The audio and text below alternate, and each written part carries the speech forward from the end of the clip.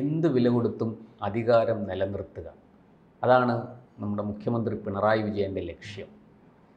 അതിനായി അദ്ദേഹം അടിമുടി അഴിച്ചു പണിയുകയാണ്. പാർട്ടിയിൽ മുന്നണിയിൽ ഒക്കെ ചില സൂചനകൾ അതിൻ്റെത് ലഭിച്ചു കഴിഞ്ഞു. ഇപ്പോൾ മുഖ്യമന്ത്രിയുടെ ഓഫീസിലാണ് അതിൻ്റെ തുടക്കം. എന്താണ് സാർ, മൊത്തത്തിലൊരു ഒരു ഒരു ഷഫിളിങ്, ഒരു മാറ്റം LDFിലും CPMലും മുഖ്യമന്ത്രിയുടെ ഓഫീസിലും ഒക്കെ സംഭവിക്കുന്നു. പിണറായിയുടെ ഈ തന്ത്രങ്ങളെല്ലാം വിജയിക്കും കേട്ടോ. 2021 മുതൽ ഒരു വലിയ അഴിഞ്ഞാട്ടമല്ലേ നടത്തിയത് CPM? അതെ. 2016 പിണറായി വിജയൻ അധികാരത്തിൽ വരുമ്പോഴേ അതിനു മുമ്പ് ഇരുന്നത് ഉമ്മൻചാണ്ടി സർക്കാരായിരുന്നു. അതെ. എന്തെല്ലാം കോളിളക്കവും ബഹളവും ഒക്കെ നടന്നു എന്നുള്ളത് എല്ലാവർക്കും അറിയാവുന്ന കാര്യമാണ്. 2016 പിണറായി വിജയൻ മുഖ്യമന്ത്രിയാകുമ്പോൾ ഈ 1957 EM ശങ്കരൻ നമ്പൂതിരിപ്പാട് കേരളത്തിൻ്റെ മുഖ്യമന്ത്രിയാകുന്ന ഒരു പ്രതീതി പിണറായി ഉണ്ടാക്കിയെടുത്തു. തിരുവനന്തപുരം സെൻട്രൽ സ്റ്റേഡിയത്തിൽ നിന്ന് വലിയൊരു സമുദ്രമായിരുന്നു. ഞാനും അതിൽ പങ്കാളിയായതാണ്. ആ ജനസമുദ്രത്തെ നോക്കി അദ്ദേഹം പ്രസംഗിച്ച വാക്കുകളൊക്കെ ഇപ്പോഴും ജനങ്ങളുടെ മനസ്സിലുണ്ട്. ഓരോ ഫയലിലും ഓരോ ജീവിതമുണ്ട്. അങ്ങനെയാണ് ഇവിടെ ഈ സെക്രട്ടേറിയറ്റിൻ്റെ പരിസരത്തോ ഇതിനകത്തോ അവതാരങ്ങളെ അടുപ്പിക്കില്ല എന്നൊക്കെയല്ലേ പറഞ്ഞത്. വലിയ പ്രതീക്ഷയായിരുന്നു കേട്ടോ. പിന്നെ പൊതുവിദ്യാഭ്യാസ യജ്ഞം ആകെക്കൂടെ നമ്മൾ കേരളം മുഴുവൻ അങ്ങ്, അതും വൻ ഭൂരിപക്ഷത്തിലല്ലേ വന്നിരിക്കുന്നത്. തുടർന്നു. പിന്നെ സമയമായപ്പോഴത്തേന് കോവിഡും ഒക്കെ കൂടെ വന്ന് എല്ലാം കൊണ്ടും എല്ലാ ദുരന്തവും ഇദ്ദേഹത്തിന് അനുകൂല സാഹചര്യം ഉണ്ടാക്കി കൊടുത്തിട്ടുണ്ട്. കോവിഡായാലും ശബരിമല യുവതീ പ്രവേശ വിഷയവും എല്ലാം വന്നു. എന്നിട്ട് അതിനെല്ലാം അതിജീവിച്ചുകൊണ്ട് 21 കയറി വന്നു. 21 കയറി വന്നു കഴിഞ്ഞപ്പോൾ അഹങ്കാരം അങ്ങ് തലയ്ക്ക് പിടിച്ച് അങ്ങ് ഉറഞ്ഞാടാൻ തുടങ്ങി എന്നുള്ളതാണ്. പിണറായിക്കും കുടുംബത്തിനും പാർട്ടിക്കും എതിരെ ആക്ഷേപങ്ങളും ആരോപണങ്ങളും എല്ലാം കൊണ്ടുവന്ന് മുൾമുനയിൽ നിർത്തി പ്രതിസന്ധിയിലുമായി അല്ലേ. ഇപ്പോൾ അതിനെയെല്ലാം ഒന്ന് ശുദ്ധീകരിച്ചെടുക്കണം. തെരഞ്ഞെടുപ്പ് അടുത്തു, പഞ്ചായത്ത് തെരഞ്ഞെടുപ്പും നിയമസഭാ തെരഞ്ഞെടുപ്പുമായി. ഇനിയുള്ള കാലം ഒരു വർഷക്കാലം ശുദ്ധികലശത്തിൻ്റെ കാലമാണ്. പുറമേ ഒന്ന് കാണിക്കണം. ഈ കോൺഗ്രസ്സുകാരന്മാരെന്ന് പറയുന്ന പ്രതിപക്ഷമെന്ന് പറയുന്ന ഓച്ചന്മാരെ കൊണ്ട് ഒന്നിനും കൊള്ളത്തില്ല. അതുകൊണ്ടുള്ള കുഴപ്പമാണ് ഇവിടെ സംഭവിച്ചുകൊണ്ടിരിക്കുന്നത്. ഓരോന്ന് ഈ വലിച്ച് കീറി എടുത്തിട്ട് കൊടുക്കാൻ ഇവർക്ക് കഴിയുന്നില്ല എന്നുള്ളതാണ്. ഇത് ശുദ്ധീകരിച്ചെടുക്കും ഇവരെ. ഇനിയിപ്പോൾ നോക്കിക്കോ, മുടങ്ങിക്കിടക്കുന്ന പല പദ്ധതികളും എടുത്ത് അങ്ങോട്ട് കൊണ്ടുവരും. ക്ഷേമ പെൻഷൻ ഇനിയിപ്പോൾ കൊടുക്കും. സപ്ലൈകോയിലെ സാധാരണ ജനങ്ങൾ ആശ്രയിക്കുന്ന ഇടമാണ്. അവിടെ സബ്സിഡി സാധനങ്ങളൊക്കെ ചോദിക്കട്ടെ, വീണ്ടും ഒരു കിറ്റ് വരാനുള്ള സാധ്യത പോലും നമുക്ക് തള്ളിക്കളയാൻ പറ്റത്തില്ല. ഈ ഭരണത്തിന്റെ കാലാവധി തീരുന്നതിന് മുമ്പായിട്ട് പുതിയ ശമ്പള കമ്മീഷൻ വരും. സർക്കാർ ഉദ്യോഗസ്ഥന്മാരുണ്ടല്ലോ കുറച്ച് തിന്നുകൊഴുത്ത് കിടക്കുന്ന അമ്പലക്കാളകളെ പോലുള്ളവർ, അവർക്കിത് കിട്ടിക്കൊണ്ടിരുന്നാൽ മതി. ഓട്ടങ്ങ് മാറും. കോവിഡിൻ്റെ മൂർധന്യത്തിൽ നിൽക്കുമ്പോഴല്ലേ ആ സമയത്ത് ശമ്പള കമ്മീഷൻ വെച്ചതാണ്. അന്ന് ഇവിടുത്തെ സാമ്പത്തിക വിദഗ്ധർ തലേ കൈവച്ച് പറഞ്ഞു, ഈ കോവിഡ് കാരണം ഈ ശമ്പള കമ്മീഷൻ മാറ്റിവെക്കുക എന്ന്. വെക്കത്തില്ല ഒരിക്കലും. പലരും പലവട്ടം പറഞ്ഞതാണ് 10 വർഷത്തിൽ ഒരിക്കൽ മതി എന്ന്. അതും കേട്ടിട്ടില്ല. കാര്യം എന്താണ്? ഓരോ തവണയും ഈ ഭരിച്ചുകൊണ്ടിരിക്കുന്ന സർക്കാരിന് അനുകൂലമാക്കും. അത് LDF ആയാലും UDF ആയാലും അങ്ങനെ ചെയ്യത്തുള്ളൂ. ധനകാര്യ വിദഗ്ധരെല്ലാം 2 പക്ഷത്തുള്ളവരും പറഞ്ഞതാണ് 10 വർഷത്തിലൊരിക്കൽ മതി എന്നുള്ളത്. ഇപ്പോൾ നോക്കിക്കോ, പലതരത്തിലുള്ള ശുദ്ധീകരണം ഒക്കെ നടന്നുകൊണ്ടിരിക്കുകയാണ്. ഇനി ഇതിൻ്റെ ഭാഗമായിട്ട് ആദ്യം ശുദ്ധീകരിക്കുന്നത് മുഖ്യമന്ത്രിയുടെ ഓഫീസാണ്.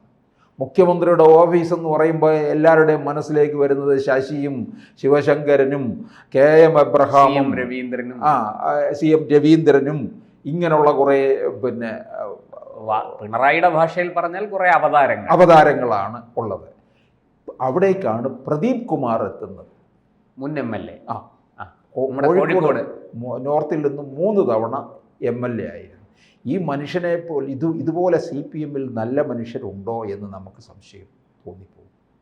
ഇപ്പം രാധാകൃഷ്ണനെ നമുക്കറിയാം, മന്ത്രിയായിരുന്നു. ഇപ്പം ദേവസ്വം മന്ത്രിയൊക്കെ. അദ്ദേഹത്തിന് ഈ മന്ത്രി പദവിയും MLA MP പദവിയും ഒന്നുമില്ലെങ്കിൽ അദ്ദേഹം അവിടെ പോയി മണ്ണിലിറങ്ങി അധ്വാനിക്കുന്ന ആളാണ്. സാധാരണ മനുഷ്യനാണ്. പിന്നെ രാജു എബ്രഹാം, ഇവരൊക്കെ നല്ല ആൾക്കാരാണ്. അതെ, നല്ലൊരു ട്രാക്ക് റെക്കോർഡിന് ഉടമകളാണ്. അതിലൊന്നാണ് പ്രദീപ് കുമാർ.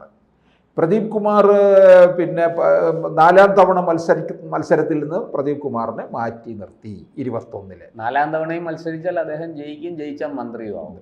അദ്ദേഹത്തിന് ശരിക്കും പറഞ്ഞു കഴിഞ്ഞാൽ കേരളത്തിലെ വിദ്യാഭ്യാസ വകുപ്പ് മന്ത്രിയാകാൻ യോഗ്യനാണ് അദ്ദേഹം. അത് ഞാൻ അങ്ങനെ പറയുന്നതിൻ്റെ കാരണം കോഴിക്കോട് നടക്കാവിലെ ഗവൺമെൻറ് ഹയർ സെക്കൻഡറി സ്കൂളിനെ അന്താരാഷ്ട്ര നിലവാരമുള്ളതാക്കി തീർത്തു എന്നുള്ളതാണ്. വളർത്തി ഹൈടെക് ആക്കി തീർത്തു എന്നുള്ളതാണ്. അത് കണ്ടിട്ട് പറഞ്ഞു, LDF തന്നെ പറഞ്ഞതാണ്, മറ്റ് മണ്ഡലങ്ങളിലെല്ലാം 139 മണ്ഡലങ്ങളിലും ഇതുപോലെ ഒരു മണ്ഡലത്തിൽ ഒരു ഹൈടെക് സ്കൂൾ കൊണ്ടുവരുമെന്ന് പറഞ്ഞു. അതൊന്നും കൊണ്ടുവന്നിട്ടൊന്നുമില്ല. അതാണ്. പിന്നെ ഇതിനിടയ്ക്ക് 2010 അത് ഈ വ്യക്തിപരമായ ഒരു മികവാണ് പ്രദീപ് കുമാർ. ആണോ? പ്രദീപ് കുമാർ വളരെ പിന്നെ സരള ഹൃദയന്, സൗമ്യനാണ്.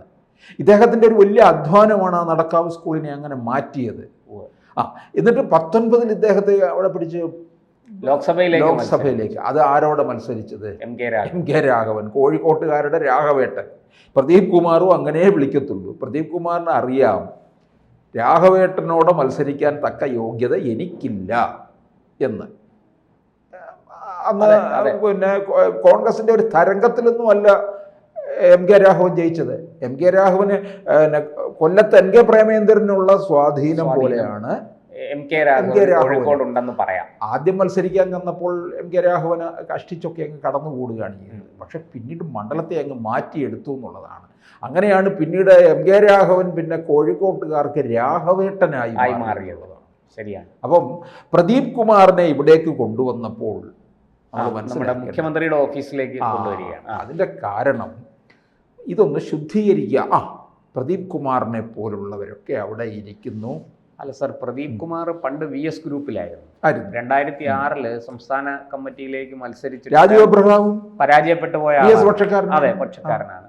പക്ഷെ അത് മാത്രമല്ല, അങ്ങനെ പക്ഷക്കാരനായിരിക്കുമ്പോഴും പാർട്ടിയിൽ ഒരു വളരെ നിഷ്പക്ഷമായ നിലപാടെടുക്കുന്ന ആളാണ്. എന്ന് മാത്രമല്ല, ഈ പ്രദീപ് കുമാറിനെ കൊണ്ടുവരുന്നത് മുഖ്യമന്ത്രിയുടെ ഓഫീസിൻ്റെ ഒരു സുതാര്യതയും സത്യസന്ധതയും അതിൻ്റെ വിശ്വാസ്യതയൊക്കെ വീണ്ടെടുക്കാനും കൂടിയാണ് എന്ന് പറയാം. പ്രദീപ് കുമാർ ഒരു കളങ്കരഹിതമായ വ്യക്തിത്വത്തിന് ഉടമയാണ്. അദ്ദേഹത്തിൻ്റെ ആ വ്യക്തിത്വത്തിൽ യാതൊരു കറയും പുരണ്ടിട്ടില്ല. അതിനെ എൻകാഷ് ചെയ്യാനാണ് പിണറായിയുടെ ശ്രമം. ഇതിലൂടെ ഒന്ന് വെളുപ്പിച്ചെടുക്കുക. ഇനി അവിടെ ഇരുന്ന് പ്രദീപ് കുമാർ ചീത്തയാകാതിരുന്നാൽ മതിയായിരുന്നു. ഇവർ ചീത്തയാക്കാതിരുന്നാൽ മതി. അദ്ദേഹത്തിന് പക്ഷേ അദ്ദേഹം അങ്ങനെ ഒരു അവരുടെ ട്രാക്കിലൂടെ പോകുന്ന ആളല്ല. അപ്പൊ അദ്ദേഹത്തിന്റെ പേര് അദ്ദേഹത്തിന് പാർട്ടി ലൈൻ വളരെ കൃത്യമായിട്ട് പാലിക്കുന്ന ആളുമാണ്. അപ്പോൾ ഇദ്ദേഹത്തെ മുന്നിൽ നിർത്തി പാർട്ടി ശുദ്ധീകരിച്ചു. നല്ല ജനങ്ങൾക്ക് സമീപിക്കാവുന്ന ഒരു പാർട്ടിയാണ്, ഹൊങ്കില്ല, ധാർഷ്ട്യമില്ല എന്ന് ബോധ്യപ്പെടുത്തുന്നതിന് വേണ്ടിയാണ് പ്രദീപ് കുമാറിനെ അവിടേക്ക് കൊണ്ടുവന്നിരിക്കുന്നത്. ഇത് പിണറായിയുടെ കളിയാണ്. പിണറായി വേറെ കളിച്ചുകൊണ്ടിരിക്കുകയല്ലേ? ഹൈന്ദവ വോട്ടുകൾ ഏകീകരിക്കാനുള്ള ശ്രമം നടത്തുന്നു. ഹൈന്ദവ പിന്നാക്ക വിഭാഗങ്ങളുടെ ഈഴവ വോട്ടുകൾ, ഈഴവരുടെയും പട്ടികജാതിക്കാരുടെയും ഒക്കെ വോട്ട് പാർട്ടിക്ക് നഷ്ടപ്പെട്ടത് തിരിച്ചു പിടിക്കാൻ അതിന് വലിയ കടുത്ത പരിശ്രമം പിണറായി വിജയന്റെ നേതൃത്വത്തിൽ നടത്തുന്നു. ഇനി മുസ്ലിം വിഭാഗത്തിൽ ഇതുപോലെ ചില ഭിന്നിപ്പുണ്ടാക്കി വെക്കും. ഇതെല്ലാം സമസ്തയിൽ ഒരു വിഭാഗം ഇപ്പം മുഖ്യമന്ത്രിക്ക് അറിയാം, മുസ്ലിമായിട്ട് ഇടഞ്ഞു നിൽക്കുകയാണ് അവര്. അതെ. അപ്പൊ ഇതെല്ലാം മുതലാക്കി എടുക്കാൻ ഇദ്ദേഹത്തിന് അപാര സാമർഥ്യമാണെന്നുള്ളത് അറിയാമല്ലോ.